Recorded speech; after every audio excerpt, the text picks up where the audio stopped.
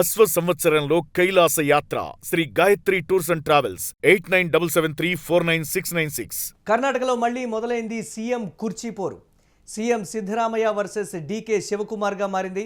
Budget సమావేశాలకు హాజరు కాలేనని CM సిద్ధరామయ్యకు లేఖ రాశారు డీకే శివకుమార్. 136 మంది ఎమ్మెల్యేల మద్దతు ఉందని ఉప ముఖ్యమంత్రి డీకే శివకుమార్ వ్యాఖ్యానించారు.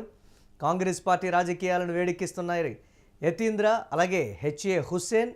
డీకే శివకుమార్ ముఖ్యమంత్రికి పదవి ఇవ్వాలని 90 మంది ఎమ్మెల్యేల అధిష్టానానికి లేఖ రాశారు. ఇప్పటికే సుదీర్ఘకాల ముఖ్యమంత్రిగా పనిచేసి రికార్డు సృష్టించారు సిద్ధరామయ్య. దీనిపై మరిన్ని అప్డేట్స్ మా కరెస్పాండెంట్ కిరణ్ అందిస్తారు. కిరణ్, మళ్ళీ కర్ణాటక రాజకీయాలు వేడెక్కాయి. డీకే శివకుమార్ ఎందుకు సైలెంట్ అయ్యాడు గత కొద్ది కాలంగా అనేది చూస్తే ఒక మాస్టర్ ప్లాన్తో ముందుకొచ్చాడు. ఈసారి ముఖ్యమంత్రి కుర్చీయే టార్గెట్గా సంబంధించి కదుపుతున్నటువంటి పావులు. సమావేశాలకు నేను హాజరు కాలేనని, అలాగే 136 మంది ఎమ్మెల్యేల మద్దతు నాకుంది అని అంటే నేనే ప్రభుత్వాన్ని ఏర్పాటు చేయగలను. మరి అధిష్టానానికి ఈ విషయం చెప్పినట్ట, లేకపోతే సిద్ధరామయ్యకి సూచించినట్లా దిగిపోమ్మని బాల్ మాత్రం కర్ణాటక కోర్టులోకే నెట్టినటువంటి పరిస్థితి ఉంది కాంగ్రెస్ పార్టీ అధిష్టానం. మరి ఏంటి, ఎలా చూడాలంటారు ఈ పరిణామాలు, ఏ విధంగా ఉండబోతుంది? మురళి, కర్ణాటకలో గత కొద్ది రోజులుగా వేడి తగ్గిన సీఎం కుర్చీ పోరు మళ్ళీ మొదలైందనుకోవచ్చు. కర్ణాటక అసెంబ్లీ సమావేశాల నేపథ్యంలో కొంతకాలం సైలెంట్ గా ఉన్న డీకే త్వరలో జరగబోయే అసెంబ్లీ సమావేశాలకు కూడా తాను హాజరు కాలేనంటూ సీఎం సిద్ధరామయ్యకి లేఖ రాశారు. సిద్ధరామయ్యకి లేఖ రాసిన తర్వాత ఆయన ఢిల్లీ వెళ్ళారు. ఢిల్లీ పర్యటనలో ఉన్న ప్రస్తుతం ఒక మీడియా అడిగిన ప్రశ్నకు ఆయన నేరుగా తన దగ్గర 136 మంది ఎమ్మెల్యేల మద్దతు ఉంది తనకంటూ ఆయన చేసిన వ్యాఖ్యలు ఇప్పుడు రాజకీయాల్లో కలకలం రేపాయి. మరోపక్క కర్ణాటక సీఎం గా ఉన్న సిద్ధరామయ్యను పదే మీడియా ప్రశ్నించగా ఆయన ముఖ్యమంత్రి మార్పు అనే అంశం నా పరిధిలో లేదు, హైకమాండ్ పరిధిలో ఉంటుంది, ఇక్కడైతే నాయకత్వం ఖాళీగా లేదు, ఇక్కడ సీఎం కుర్చీ ఖాళీగా లేదు అంటూ ఆయన స్పష్టత ఇస్తున్నా, మరోపక్క డీకేకి సంబంధించిన ఎమ్మెల్యేలు దాదాపు 90 మంది ఎమ్మెల్యేలు ముఖ్యమంత్రిని మార్చండి, సిద్ధరామయ్యను తప్పించి డీకే శివకుమార్కి అవకాశం ఇవ్వండి అంటూ ఇప్పటికే 90 మంది ఎమ్మెల్యేలు లేఖ రాశారు. మరోపక్క ఇప్పటికీ సిద్ధరామయ్య కర్ణాటకలో అత్యధిక కాలం ముఖ్యమంత్రిగా పనిచేసిన రికార్డు కూడా సాధించారు ఆయన. ఇంకా ఆయన కొత్తగా మరో సాధించాల్సిన అంశం ఏమీ లేదంటూ కాంగ్రెస్ ఎమ్మెల్యేలు నేరుగా అధిష్టానానికి తెలియజేస్తున్నారు. అధిష్టానం ఏదైతే 5 రాష్ట్రాల ఎన్నికలు ముగిసిన తర్వాత నాయకత్వ మార్పుపై చర్య తీసుకునే అవకాశం ఉంది. ఎందుకంటే ఇప్పటికే అస్సాం ఎన్నికల ఇన్ఛార్జిగా డీకే శివకుమార్ ఉన్నారు. అక్కడ ఉన్న రాజకీయ పరిణామాలు, అక్కడ ఏకంగా ప్రియాంక గాంధీ అక్కడ ఇన్ఛార్జ్ గా ఉన్నారు. ప్రియాంక గాంధీ ఇన్ఛార్జ్ గా ఉన్నారు. ఇద్దరు ఏదైతే ఇటు ప్రియాంక అటు డీకే ఇద్దరు సమన్వయంతో అస్సాంలో ఎన్నికల్లో విజయం సాధించాలని కాంగ్రెస్ పార్టీ శతప్రయత్నాలు చేస్తుంది. కాంగ్రెస్ అక్కడ జోరు వేడి కూడా అస్సాం ఎన్నికల్లో నిన్న కూడా మనం ఒక అంశాన్ని మాట్లాడినాం. అక్కడ తరుణ్ గొగోయ్ పైన నేరుగా విమర్శలు చేస్తున్నారు సీఎం హిమంత బిశ్వ శర్మ. అస్సాం ఎన్నికలు అత్యంత వేడి రగిల్చిందని చెప్పొచ్చు. అక్కడ ఇన్ఛార్జీలుగా ఉన్న వీరిద్దరు ఇటు ప్రియాంక గాంధీ అటు డీకే అస్సాంను కైవసం చేసుకునే వ్యూహాల్లో భాగంగా ఉన్నారు. అదేవిధంగా ఆయన ఢిల్లీలో దాదాపు కొంతకాలం ఢిల్లీలో స్టే చేసే పరిస్థితి, ఎందుకంటే అస్సాం ఎన్నికలను ఆయన దగ్గరుండి పరిశీలిస్తున్నారని మనకైతే సమాచారం వినిపిస్తుంది. అంటే కేంద్ర నాయకత్వం పట్టించుకోక రాష్ట్రంలో ఇటువంటి పరిస్థితులు ఉంటే కార్యకర్తల్లో కావచ్చు, లేకపోతే ఎమ్మెల్యేలు మంత్రుల్లో కూడా ఒక అనిశ్చితి నెలకొని పరిపాలన అనేది గాడి తప్పుతోందనేటువంటి ఒక విమర్శలు వస్తున్నటువంటి నేపథ్యంలో ఇంకా ఎంతసేపు ఈ కుర్చీలాట అనేటువంటి మాట కూడా ఉంటుంది కదా. రాజకీయపరమైనటువంటి అంశాల విషయంలో కేంద్ర నాయకత్వం జోక్యం చేసుకోకుండా మీ పరిధిలో ఉంది, మీరే తేల్చుకోండి అనేటువంటి మాట ఎంతవరకు కరెక్ట్ అనేది కూడా కర్ణాటక కాంగ్రెస్లో ప్రధానంగా వినిపిస్తున్నటువంటి చర్చ. రాబోయే రోజుల్లో రాజకీయంగా ఇది చాలా ఇబ్బందికరమైనటువంటి పరిస్థితి కింద కూడా మారేటువంటి ఛాన్సెస్ ఉన్నాయనేటువంటి సిచ్యువేషన్. కిరణ్, దీన్ని ఎలా చూడాలంటారు మనం? మురళి, కాంగ్రెస్ పార్టీ జాతీయ అధ్యక్షుడు మల్లికార్జున ఖర్గే కూడా కర్ణాటక రాష్ట్రానికి చెందిన వారు. ఆయన కూడా నేరుగా నేతలందరూ నోరు మూసుకొని ఉండండి అంటూ ఆయన పదే హెచ్చరించినా కూడా కర్ణాటక కాంగ్రెస్ పార్టీలో అటు డీకే వర్గము ఇటు సిద్ధరామయ్య వర్గం 2 వర్గాలుగా ఉన్నాయి.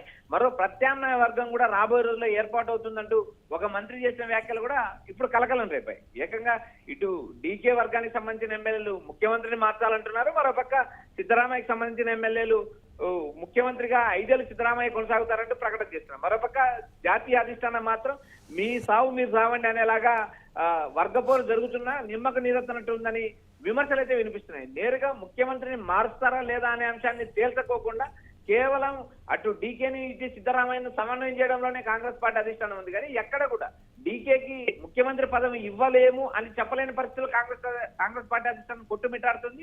ఏకంగా డీకే అటు ఆర్థికంగా బలవంతుడు, మరోపక్క సామాజిక వర్గంగా బలవంతుడు, అదేవిధంగా పిసిసి అధ్యక్షుడిగా పార్టీ విజయ తీరాలకు చేర్చిన ఘనత కూడా దక్కింది. ఇలాంటి నేపథ్యంలో అహింద ఏదైతే అగ్రవర్ణ కులాలను కాకుండా బీసీ నేతలను, బీసీ కులాలన్నిటినీ, ఎస్సీ, ఎస్టీ, బీసీ మైనారిటీల కులాలను ఏకం చేసిన ఘనత సిద్ధరామయ్యకి దక్కుతుంది. అహింద ఉద్యమ నేతగా ఉన్న సిద్ధరామయ్యను ముఖ్యమంత్రి పీఠం నుంచి తప్పించడం కూడా అంత ఆశామాసికమైన వ్యవహారం. అయితే అధిష్టానం కూడా సిద్ధరామయ్యకే మేము అనుకూలం అనేటువంటి ఇండికేషన్స్ ఇస్తోంది అనేటువంటిది ఒక వర్గం చెప్తున్నటువంటి పరిస్థితి. కానీ డీకేకు వ్యతిరేకంగా జరుగుతున్నటువంటి పరిస్థితి అనేది ఒక వర్గం చెప్తున్నటువంటి సిచ్యువేషన్. కానీ అధిష్టానం ఇప్పటికిప్పుడు 2.5 సంవత్సరాలు ఒకళ్ళు, మరో 2.5 సంవత్సరాలు ఒకళ్ళని ఆ విధంగా ముఖ్యమంత్రిగా చేస్తే మిగతా రాష్ట్రాల్లో మనం పలుచన అయిపోతాం అనేటువంటి ఒక వెర్షన్ కూడా అధిష్టానం నుంచి రాష్ట్ర నాయకత్వానికి వస్తున్నటువంటి పరిస్థితి. ఈ కోణాన్ని ఎలా చూడాలంటారు కిరణ్? మురళి, కాంగ్రెస్ పార్టీ అధిష్టానము 2.5 ఫార్ములాను సృష్టించింది కాంగ్రెస్ పార్టీ అధిష్టానం. ఇద్దరి మధ్య నాయకుల మధ్య సయోధ్య గురించింది కాంగ్రెస్ పార్టీ అధిష్టానం. ఇప్పుడు చిక్కుముడిని విప్పాల్సింది కూడా కాంగ్రెస్ పార్టీ అధిష్టానం. కానీ కాంగ్రెస్ పార్టీ అధిష్టానం నిమ్మక నీరెత్తనట్టు ఉంది. డీకేకి ముఖ్యమంత్రి పదవి ఇవ్వము అని నేరుగా చెప్పే స్థాయిలో కాంగ్రెస్ పార్టీ అధిష్టానం లేదా అనే అనుమానాలు కూడా అందరికీ తెలుస్తున్నాయి. ఎందుకంటే కాంగ్రెస్ పార్టీ దేశవ్యాప్తంగా రోజు రోజుకు కాంగ్రెస్ పార్టీ పరిస్థితి దిగజారుతుంది. ఎందుకంటే దేశంలో 29 రాష్ట్రాలు దేశంలో ఉంటే అందులో కేవలం 3 రాష్ట్రాల్లోనే కాంగ్రెస్ పార్టీ అధికారం ఉంది.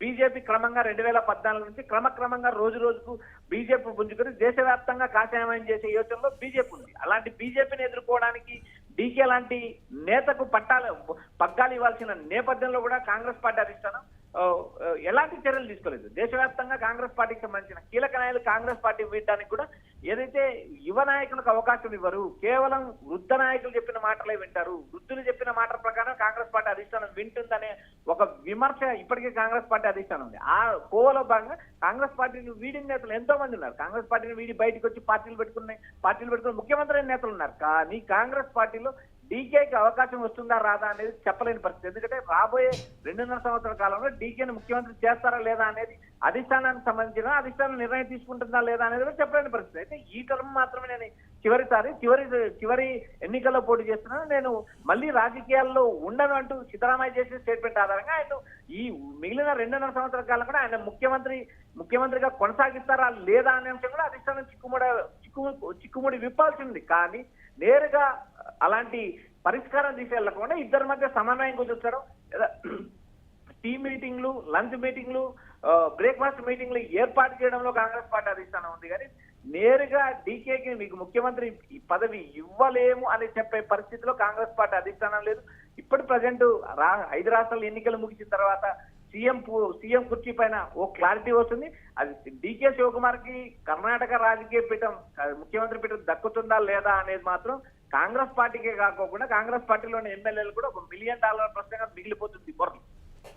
Right, thanks for updates Kiran. ఇక కర్ణాటక రాజకీయం అయితే రసవత్తరంగా సాగుతోందనేటువంటి మాట. దీనికి సంబంధించి గత కొద్ది కాలంగా స్తబ్దుగా ఉన్నటువంటి ముఖ్యమంత్రి కుర్చీకి సంబంధించినటువంటి వివాదం ఇప్పుడు మళ్ళీ రాజుకుందనేటువంటి పరిస్థితి అయితే ఉంది. డీకే శివకుమార్ వర్సెస్ సిద్ధరామయ్యగా ప్రస్తుత పరిస్థితి అయితే ఉంది. అధిష్టానం ఎందుకు ఈ అంశానికి సంబంధించి క్లారిటీగా చెప్పడం లేదు అనేది. డీకే శివకుమార్ గతంలో కూడా రాహుల్ గాంధీని ఉద్దేశించి క్లియర్ కట్గా చెప్పినటువంటి పరిస్థితి. నాకు ఎప్పుడో మీరు హామీ ఇచ్చారు, మీరు మాట నిలబెట్టుకోవాలి అనేది కూడా ట్విట్టర్ వేదికగా. అప్పుడు రాహుల్ గాంధీ విదేశీ పర్యటనలో ఉన్నారు. ఈ అంశంతో ఇమ్మీడియట్గా కూడా విదేశీ పర్యటన ముగించుకొని రాగానే సీఎం కుర్చీకి సంబంధించి కర్ణాటక కాంగ్రెస్లో ఒక వివాదానికి తెరపడుతుందని అందరూ భావించినటువంటి నేపథ్యంలో ఎందుకు మళ్ళీ ఈ అంశం తెర మీదకి వచ్చిందనేటువంటి మాట. గత కొద్ది కాలంగా స్తబ్దుగా ఉండి డీకే శివకుమార్ ఒక మాస్టర్ ప్లాన్తో మళ్ళీ ముందుకు వచ్చారు. 136 మంది ఎమ్మెల్యేల మద్దతు నాకుంది అని అంటే నేను ఇండివిజువల్గా కూడా గవర్నమెంట్ని ఫామ్ చేసేటువంటి సత్తా నాకు ఉందని చెప్పకనే చెప్పినటువంటి మాట.